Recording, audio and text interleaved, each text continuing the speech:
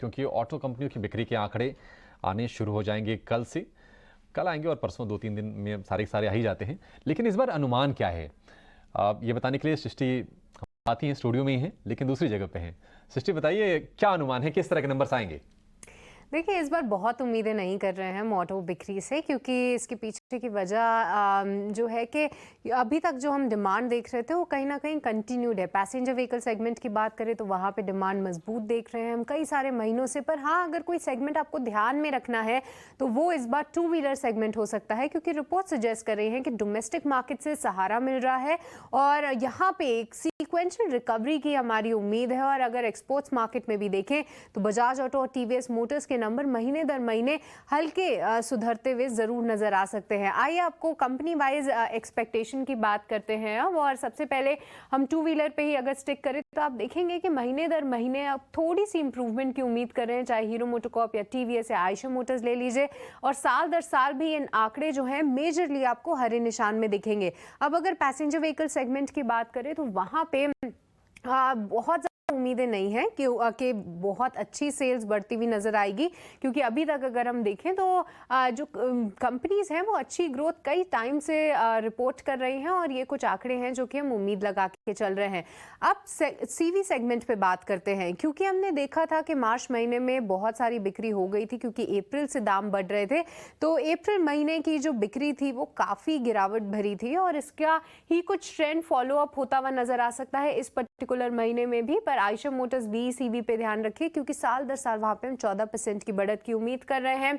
पर इसके अलावा टाटा मोटर्स, अशोक लेलैंड साल दर साल हल्की गिरावट जरूर दिखा सकते हैं। और आखिरी में ट्रैक्टर सेंटिमेंट भी इस बार के लिए अच्छा है, पर आने वाले समय में कैचअप होता हुआ दिख सकता है। और इस बार के लिए हमारी उम्मीद है कि स्कॉट्स में महीने दर महीने 8% की बढ़त होनी चाहिए और M&M में 2% की गिरावट। पर जैसा कि मैंने बताया कि टू व्हीलर सेगमेंट पे हमारा खास फोकस होगा।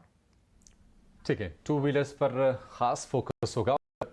और सृष्टि एक चीज़ और बताइए आप, M&M ने जो बाइक जो उन्होंने लॉन्च की है, एक बड़ी आकर्षक दमदार बाइक है कोलैबोरेशन में हार्ले के साथ, क्या आपको लगता है कि आगे जाकर न सिर्फ वो सेल्स ड्राइव करेगी बल्कि थोड़े से इस स्पेस में डायनेमिक्स को भी चेंज करेगी हीरो मोटो की जो बाइक है?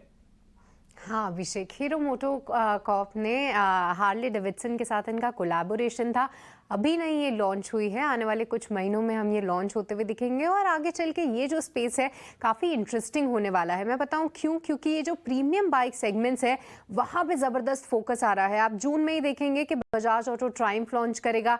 इसके अलावा प्रीमियम बाइक्स जो कि महंगी बाइक्स होती हैं वहाँ पे हीरो मोटोकॉर्प का भी फोकस है। और वो ना ही सिर्फ हार्ले के साथ अपने खुद की बाइक भी प्रीमियम सेगमेंट में लॉन्च कर रहे हैं। और हाल फिलहाल जिस तरह की रफ्तार टीवीएस मोटर्स ने पकड़ी थी उसके पीछे की वजह यह भी थी कि कंपनी का फोकस प्रीमियम बाइक सेगमेंट पे था। पर बात करें हीरो मोटोकॉर्प और हार्ले की तो बाइक काफी शानदार दिख रही है, पर देखना होगा किस तरीके की प्राइसिंग होती है और उम्मीद है कि अच्छा रिस्पॉन्स मिले। ठीक है, निश्चित तौर पर हार्ले डेविडसन जो कि एक ग्लोबल प्लेयर है और जो बड़ी जो ज़्यादा पावर वाली जो बाइक्स होती हैं उनमें अच्छी उनकी पकड़ भी है।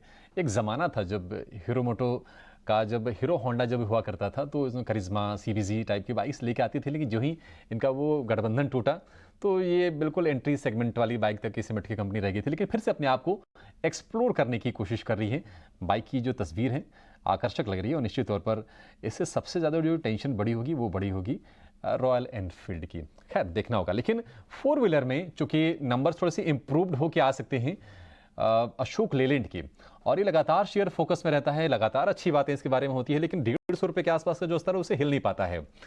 जरा विनय इसके बारे में आप राय दीजिए, अशोक लेलैंड कौन सा वो स्तर पार करेगा? टेक्निकल लेवल बताइए आप, बाकी फंडामेंटल तो हम डिस्कस कर ही रहे हैं। तो वहां पर फिर से नई तेजी की शुरुआत हम देख पाएंगे। विनय? ठीक है, विनय से हमारा संपर्क टूट गया, लेकिन हमारे एक नए एक्सपर्ट मंदार जामसादेकर हमारे साथ हैं। मंदार, शुक्रिया आपका समय देने के लिए। आपसे अशोक लेलैंड पर व्यू चाहेंगे। अब ऑटो नंबर्स का इंतजार है। अशोक लेलैंड के आंकड़े मई की बिक्री के थोड़े से अच्छे आ सकते हैं अगर पिछले महीने से तुलना करें तो। क्या आपको लगता है कि शेयर यहां से आगे बढ़ सकता है, क्योंकि बहुत लंबे समय से एक रेंज में है? रेंज का इसका ब्रेकआउट कब आएगा?